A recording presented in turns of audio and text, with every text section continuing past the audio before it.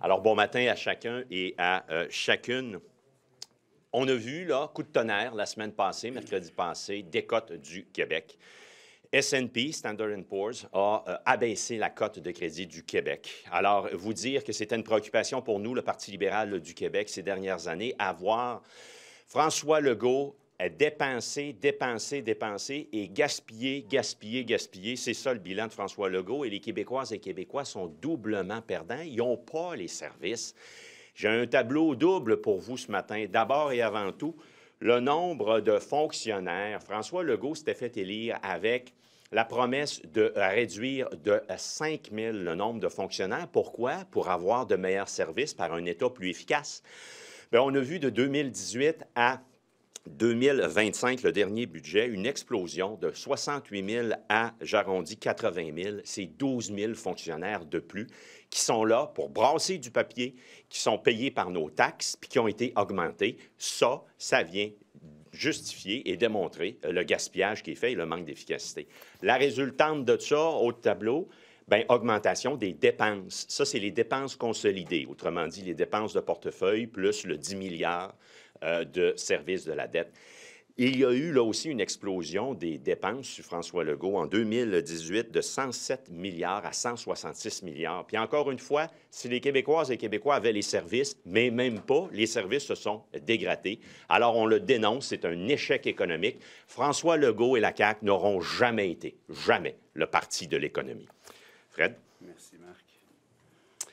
Standard & Poor's nous a décoté parce qu'il ne croit pas du tout dans le plan de retour à l'équilibre budgétaire de la CAQ. Quand on perd notre crédibilité avec les agences de notation, ça prend un changement de gouvernement pour retrouver cette crédibilité-là. Le gaspillage caquiste nous coûte cher, mais notre financement va être plus élevé, évidemment. On a fait 0 gain de productivité, la seule voie de passage vraiment au niveau des revenus pour s'améliorer. On a fait 0 gain avec la CAQ. Puis la CAQ a augmenté le fardeau de la paperasse sur nos PME de 2,4 milliards par année. Les agences se doutent très bien, évidemment, que le déficit ne sera pas juste de 13,6 milliards de dollars. Il y en a d'autres agences, puis elles ont pris note de ce que S&P a fait. Puis oui, on a un risque de d'autres décotes additionnelles, mais fondamentalement, on a été décoté. Pourquoi? C'est parce qu'ils ne croient pas ce qui sort de la bouche de François Legault. Moi, je trouve ça triste qu'on soit rendu là, honnêtement. Puis il a perdu toute crédibilité. Puis c'est nous et les prochaines générations qui vont avoir à payer le prix de l'incompétence de ce gouvernement-là. Merci. Vous dites qu'on ne croit pas ce qu'il dit, mais le gouvernement n'a pas plaidé sa cause, autrement dit, là, concernant la décote de S&P.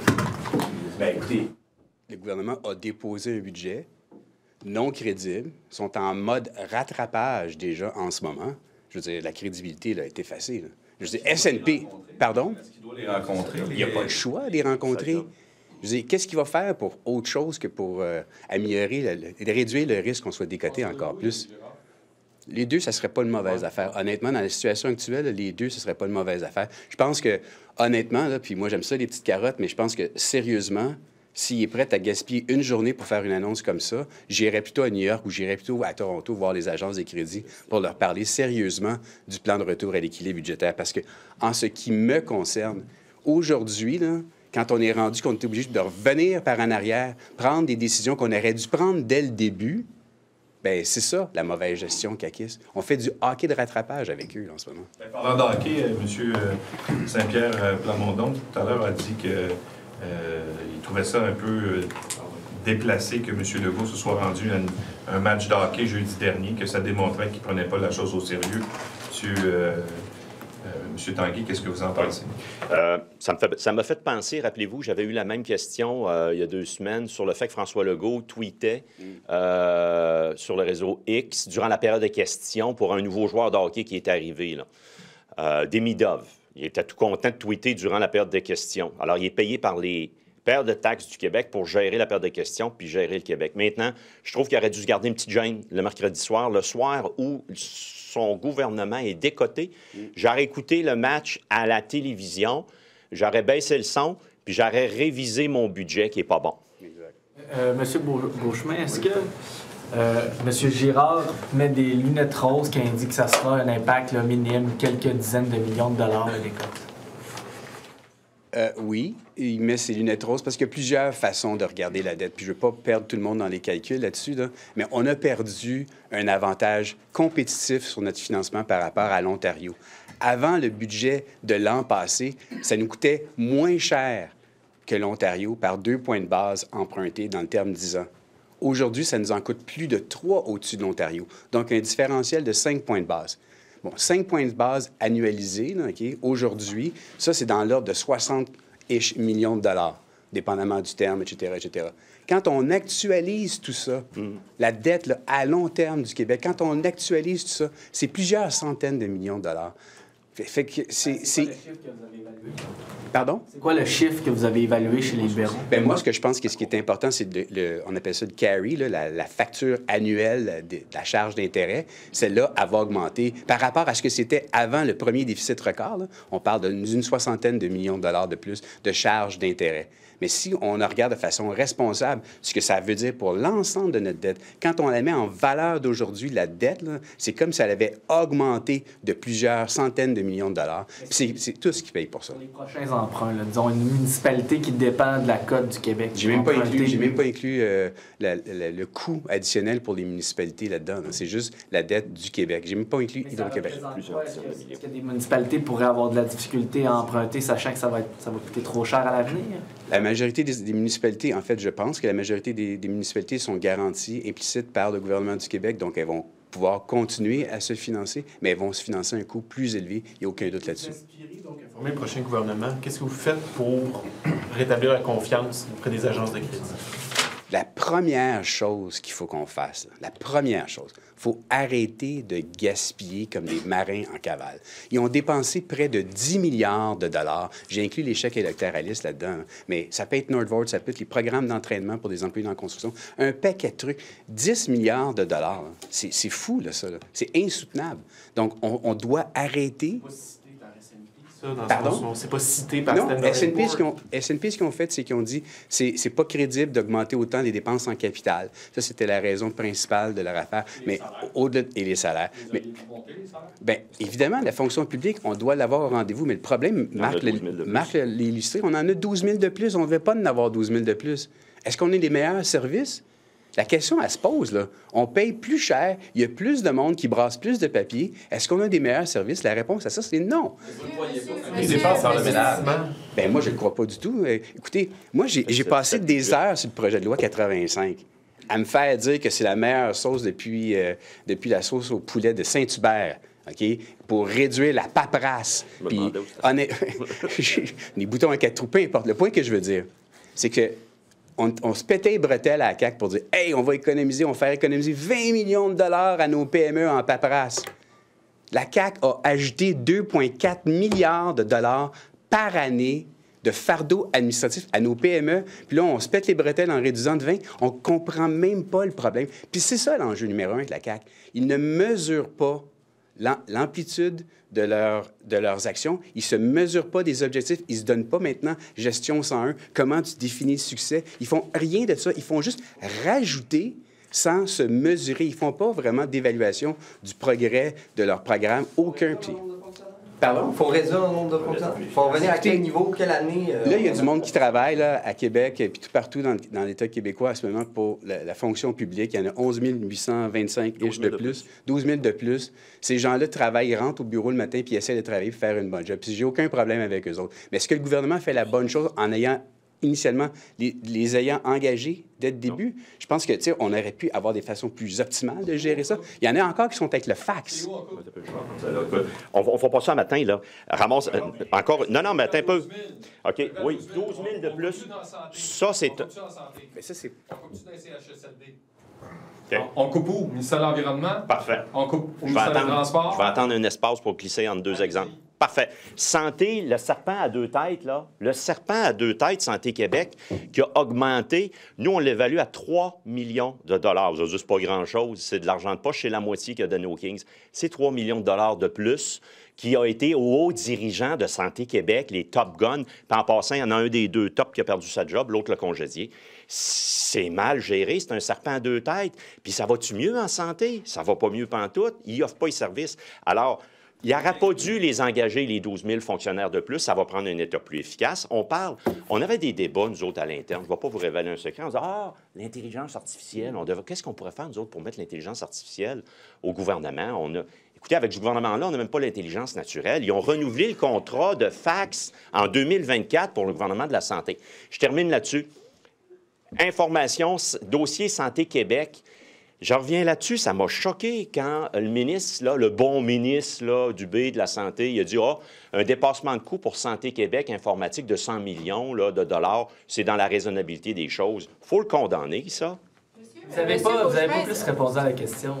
Il va falloir réviser tout ça. Vous avez nommé beaucoup de choses, mais c'est où que vous coupez? Il va falloir réviser tout ça. Il va falloir que l'État, qui est rendu énorme, encore plus sous François Legault, déjà en train de faire cette révision-là? Non, mais au-delà de ce qu'elle dit, puis je vais te laisser compléter, il augmente à tous les ans. Oui, elle a manqué son coup, Mme Lebel. Elle a manqué son coup, Mme Lebel. Ben oui. L'État grossit à vue d'œil depuis François Legault. Il y en avait 68 000 fonctionnaires. Il était supposé descendre ça à 63 pour être plus efficace. Il y a moyen de plus efficace. Les entreprises, quand on parle de productivité, d'efficacité, c'est pas pour engager plus de monde. C'est pour pouvoir produire mieux avec les ressources que l'on a, puis avec des nouvelles technologies. Alors, le gouvernement, nous, là, ce qu'on ferait, là, à matin, demandez-moi pas de ramasser la soie cochon de François Legault. Nous, on va déposer un cadre financier.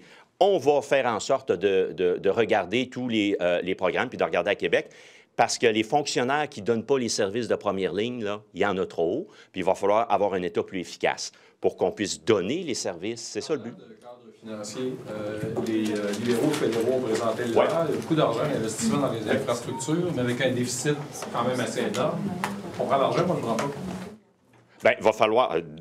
Québec a droit à recevoir sa part du butin, ce qu'on n'a pas eu avec François Legault, la troisième voie. Alors, Québec a des demandes. J'ai eu l'occasion, il y a 2 semaines, de cibler nos demandes, nous, du Parti libéral du Québec, pour les partis fédéraux. Maintenant que le fédéral, ça appartient aux partis politiques de dire si leur cadre financier tient la route ou pas, comment ils vont être capables de boucler le budget. Puis du reste, Québec doit avoir sa part du butin. Pas de problème avec ça. On le prend, même si dans le champ de compétences. Bien, l'argent de santé, oui. L'argent de la santé, bien, sans condition. François Legault demandait, il y a 3-4 ans, 6 milliards de dollars. Il a obtenu 900 millions de Justin Trudeau. Ça, c'est l'échec de François Legault. Puis c'est de l'argent de moins pour offrir les services à Québec. Je termine là-dessus. Mais là, vous le voyez, le cercle vicieux. François Legault, tu y aurais donné 6 milliards de plus, il l'aurait gaspillé. On n'aurait pas eu les... Mais il faut l'avoir, notre part du butin. Après le contrat de 46 millions la semaine dernière pour l'ingénierie, pour le 3e lien, il y en a un autre qui vient d'être affiché, un appel d'offres d'un montant maximal de 15,2 millions pour des investigations géotechniques. Ah ouais, hein? Ils vont investiguer où? Ils ne savent même pas où est-ce qu'il va passer. Là, il va passer dans l'Est. C'est un capharnaüm, c'est épouvantable. Dans les mêmes jours où on avait une décote, dans les mêmes jours où on voyait qu'ils n'ont pas d'argent pour HMR, ils remettent 46 millions de l'argent du bon peuple québécois qui ont travaillé sang et eau pour envoyer ça à Québec, 46 millions, pour leur lubie du 3e lien. Puis je vous le dis, ils vont le promettre encore, ils vont avoir le front de le promettre. Même ceux, puis je les respecte, qui voulaient le 3e lien, même eux, ne croient même plus François Legault, tellement il a changé de version. Concernant justement des transports collectifs, ce matin, il y avait une sortie de l'ATUC, donc l'association transporteurs urbains trouve que le gouvernement demande trop vite, c'est trop gros la bouchée à prendre pour l'électrification de transports en commun. Que devrait faire le gouvernement? Je pense qu'il ne faut pas perdre de vue l'objectif. C'est important d'électrifier nos transports en commun. Une fois que j'ai dit ça, il faut que Québec devienne un partenaire. Encore une fois, la question ne se résume pas à dire est-ce qu'on continue ou on arrête l'électrification. Il faut être capable de conserver cet objectif-là de façon réaliste. Il faut que le gouvernement cesse de voir de haut les sociétés de transport. Il faut que Geneviève Guilbeault s'assoie avec elle et soit un partenaire, parce que quand on dit société de transport, ce n'est pas une fin en soi, c'est le service à la population. Et si le service n'est pas bon, si le service est incomplet, puis je ne tape pas sur la tête sur société de transport, ils font ce qu'ils peuvent avec les moyens qu'ils ont. Il faut qu'il y ait un partenaire à Québec, mais les gens ne le prendront pas sinon. C'est ça qu'elle regarde de haut. Par rapport écoutez, moi, ça participe. Rappelez-vous quand François Legault avait dit aux municipalités, ils avaient été de quêteux. C'est un peu cette attitude-là, elle ne l'a pas dit elle, mais c'est cette attitude-là de dire, moi, j'ai les ressources à Québec, mais vous allez couper, puis vous allez faire preuve de rigueur. Il faut avoir du front. une ministre de la Coalition Avenir Québec dire aux sociétés de transport, faites preuve de rigueur, quand ils ne donnent même pas l'exemple, eux. Et là, je vous donne l'exemple de SACLIC. Ils n'ont même pas été capables d'arrêter l'hémorragie de SACLIC. Puis elle dit, hey, gérez-vous bien, vous autres, sociétés de transport, parce que moi, je coupe le robinet. Elle dehors, la CAQ. Les aînés, est-ce que c'est une bonne idée? Maison des aînés, j'aime la façon dont vous posez la question. Je vais vous répondre en 2 temps. Puis là, la deuxième partie va être plus forte que la première. Moi, là, je suis content pour une personne qui a une place dans une maison des aînés. Mais c'est comme une loterie. Maison des aînés, finalement, là, maison des aînés, c'est 800 000 par porte. 800 000 par porte. C'est mal investir les deniers publics. Je vous donne un exemple. Nous avions fait une demande budgétaire, nous, que pour consolider 1400 places en CHSLD pour une année, budget d'opération, c'était 25 millions. Donc, des places en RPA, privé subventionné, de CHSLD, il y en a 1400, ils ont besoin de 25 millions pour les consolider. Budget, pour ne pas qu'elles, parce qu'elles sont à risque de fermer. Il y a beaucoup de RPA qui vont fermer, qu'elles demeurent. Il y avait besoin au total de 25 millions, 1400 places. Budget d'opération sur une année. Bien, une porte, construire une porte en maison des aînés, c'est 40 lits en CHSLD. C'est 40 lits en CHSLD. Mon point, là, c'est qu'il aurait pu prendre cet argent-là pour consolider le service en CHSLD. Puis, grand bien face à celles et ceux qui pourront, mais on voit que là, ils vont mettre le frein là-dessus, mais c'était mal investir. C'est des milliards. Bien, il faudrait qu'ils mettent le frein là-dessus. Il faudrait qu'ils mettent l'argent ailleurs, là où les besoins sont nécessaires, sont sentis. Monsieur Beauchemin, vous avez utilisé l'expression « marin en cavale » pour parler des caquistes. Vous l'avez utilisé auparavant pour parler du gouvernement dont faisait partie le candidat que vous appuyez dans la course. Qu'est-ce qui nous fait croire que le PLQ ne va pas dépenser, lui aussi, comme un marin sur un bateau où le parti est pris? Je trouve que c'est un raccourci, là, ce que vous faites, parce que la réalité, c'est que moi, ce que je prône depuis tout le début, justement, c'est une saine discipline dans la gestion des finances publiques. Je vais faire partie d'une équipe qui va faire la promotion de ça. On n'est pas ici pour parler de la chefferie, OK? Mais je vous le dis, le Parti libéral du Québec, c'est le parti de la saine gestion des finances publiques. Vous avez eu la garantie que l'époque dépensière de M. Rodriguez est derrière lui? Ou... Honnêtement, là, ça, c'est une question de course à la chefferie. Là. Je vous dis, moi, là, je porte ce veston-là, de la rigueur budgétaire. Je vais continuellement le porter. Il n'y aura pas de changement dans mon style. Merci. Your thoughts on the credit rating being downgraded and the government's response to that? It's the end result of a very, very bad government, inefficient government. The government who prone itself, is presenting himself as being the government of the economy, which is a pure lie. Factually, this government was anti-economic, and we are seeing, with respect to the public funds, the end result of it with the first firm to decrease the rating, the Quebec rating. So this is a very, very sad day. This is, unfortunately, a very bad end result. Yeah. But it speaks to the obvious. Do you want to complete? Yeah, for sure. I mean, I think both in capital markets and in the world of finance, the one asset that you have is your credibility, and the CAQ government has totally destroyed it. So because of their lack of competency, the lack of understanding of the importance of that asset, we are now facing the reality that it will be costing us more just to simply refinance our existing debt.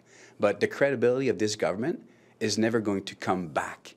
And it will require for S&P and all the other rating agencies to see another government with credible track record in order for them to even consider changing their mind. When do you expect the consequences to actually be felt, to be paying more on those interest rates? Is it a question of weeks or months, or is it every week or every other week or so, Quebec goes into the bond market and reissues bonds. Every week or so, Quebec goes into the money market and reissues bills. Every week, this is a regular occurrence. We are seeing it now. Quebec is actually spending now about 1.5 basis points more than it was before the budget, the last $13.6 billion deficit budget. And that's gone from like being at a discount of 2 basis points to Ontario. We're now at a premium over Ontario. So, François Legault likes to compare himself with the performance of Ontario. Well, in this particular regard, he has totally failed.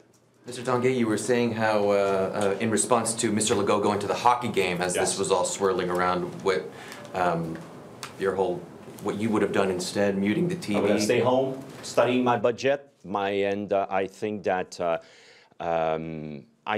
you know, it was more appropriate, let's put it this way, for him not to show himself at the hockey game. I think it would have been more appropriate during the very day that we are seeing the reducing of the Quebec ratings, to stay home, to watch the game on the TV, to put it on mute, and to work again on a very bad budget presented by François Legault. So I think that it's a very bad choice of priority. Yeah, exactly. But good for him. I hope that he had a pleasant evening. But for Quebecers, that was a very bad day, a sad day. Should they be trying to go and meet S&P or to try and meet the bond rating agencies to try and calm them down? Or they have no choice. And I'll let you complete, but it's part of the job. I'll give you this historical example. When we took office in 2014, we were left with $5 billion deficit from Pauline Marois's government, and one of Carlos Letau's priority, and I know that Philippe Couillard was involved as well, was to reassure these agencies. It's part of the job for the Minister of Finance and for the Premier as well to deal with them. And now it was a complete surprise for Éric Girard last week. That was, he said, oh, Standard & Poor's didn't like my budget. Oh, it's a big surprise. And he's saying that he's even now working as we speak to amend this said budget to make sure that the other agency will not follow suit and reduce Quebec ratings. Do you want to? At the end of the day, again, we're talking about the same variable here, is credibility. So if they don't put weight in their demonstration, their show of force, that they're for real and that their plan stands the ground, then they're going to keep on losing credibility. And that's going to influence the market's perception of Quebec's paper, and therefore the pricing of it, and therefore added cost and added pressure on the. They're saying maybe in the economic update in the fall they might revise their the deficit to elimination dates, or can they do anything sooner than that? They should. They should, because you know the rating agencies are actually looking at it now. They're not going to wait till September, October, November to make up their mind. They're looking at it now. So I think it's a national urgency that they, and that's because of my background, I understand the prerogatives here, but they need to put, you know, really pen to paper and go to work on this right now. There's no time to waste. Thank you. Merci. Thanks, guys. Oh.